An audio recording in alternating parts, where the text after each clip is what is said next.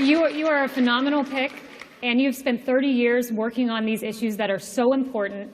Children, protecting our future, protecting children of all races, of all identities is crucial, and you are doing that, and you have a history of doing that, and I couldn't be more excited for what you have planned for the department. Thank you. And it's an honor. It is. And on that note, you know, a lot of news has been made in the last 24 hours. President Trump rescinded the Obama guidelines on transgender, and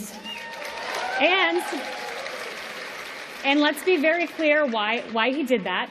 President Obama acted lawlessly. He promised us that he would use his pen and his phone to circumvent Congress.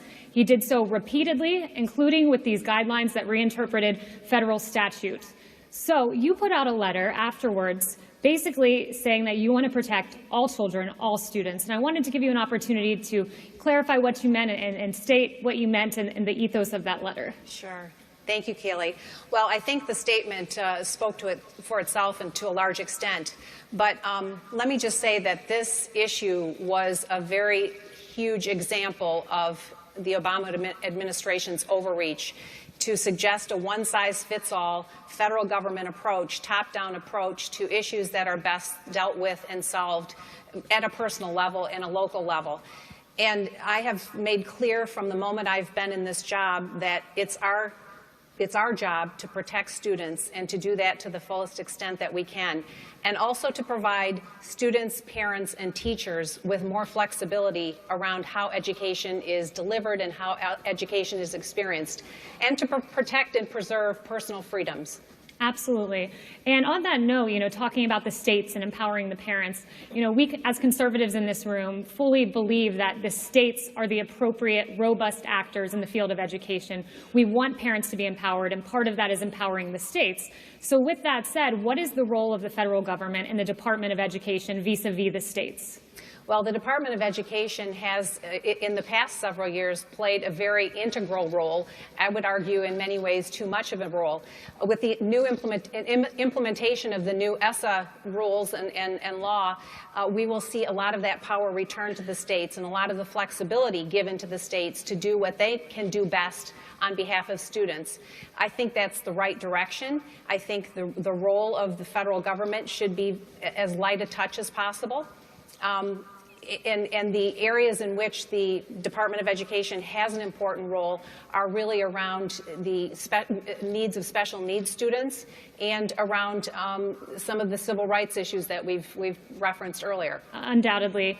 And, you know, one of the things I love just in communicating with you and your staff, I really get a sense that you want to unify the country and make real change, and I think there's even evidence of that. You know, we're at this time where the country is so divided and there's so much anger and so much disrespect for one another that we need people to come together on behalf of children in particular, in your case. And the evidence I saw of that in speaking with your staff was on day 2, you picked up the phone and you made a call to the teachers union, to the ATF, to Randy Weingartner, and you did this despite the fact that the other teachers union, the NEA, put out a statement saying we refuse to have a relationship with Secretary Devos. So you have one teachers union kind of increasing division and another one because you reached out and extended a hand, reaching back and extending a hand back to you. And I believe you're going on a tour of local schools with Randy. Well, I had a great conversation with Randy, and I think it's imperative that we work together to find common ground.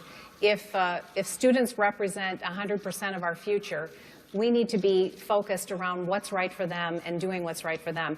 My conversation with Randy was great, and we've agreed to visit schools together. I will visit a school that she selects, a traditional public school, and she will visit a choice school. So I look forward to that opportunity. That's fantastic. And you know, another place where this opposition and kind of divisiveness was showcased was during your confirmation hearings. I was myself appalled at the way Senator Warren conducted herself and her line of questioning.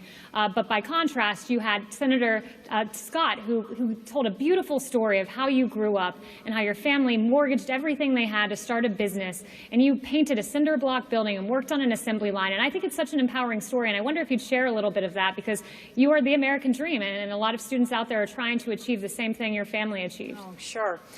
Yes, my dad was a great entrepreneur and inventor, and I recall well as a young child, about 7 or 8 years old, painting the first building with him as he put up a cement block building with his first factory that was a result of mortgaging everything. And I worked through different summer jobs at the plant, third shift on the visor plant. So he invented the lighted sun visor for automobiles. So anybody who enjoys those, you can thank my dad for that great invention. I think it was at the urging of my mom. She'd like to be able to see to put lipstick on while they were going somewhere at night. But yes, it was a really important experience for me to grow up in a home where everybody pitched in and where my parents really modeled what it was to pursue the American dream in a really meaningful way. Absolutely. That's a great story. And turning in another page, because I heard you ask the audience who in here are college students, and I heard a lot of cheers.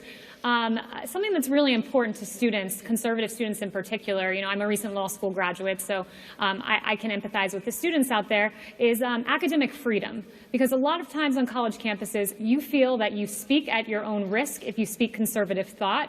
You are oftentimes bullied by your peers and sometimes even your professors and your educators. So what advice would you have to students out there who desperately want to share conservatism but feel bullied in doing so? Well, I think my first advice would be don't shut up. Keep talking. Keep making your arguments.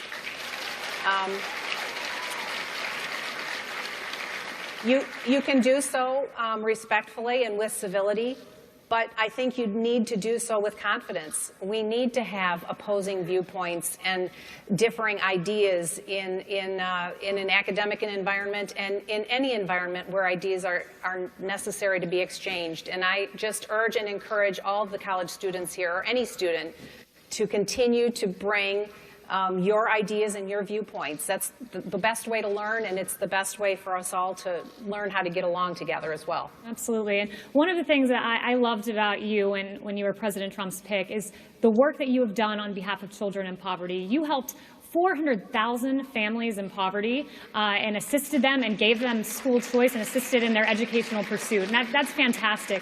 And that is an absolutely indispensable part of President Trump's agenda ahead, is helping students in inner cities. So what is your plan at the Department of Education to help children in poverty? Well, we know that education is the great equalizer, and it's the real moment of opportunity for every student.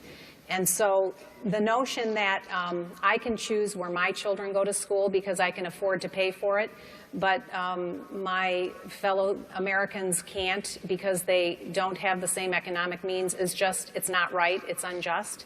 And I share the President's view that we must and can do better for all Americans to provide each of them with an equal opportunity to a great education. And we will be working together to advance that during his administration. That's great. Well, this nation is so blessed to have you as Secretary of Education, and President Trump could not have made a better choice. I'm just so thrilled for your vision and so excited.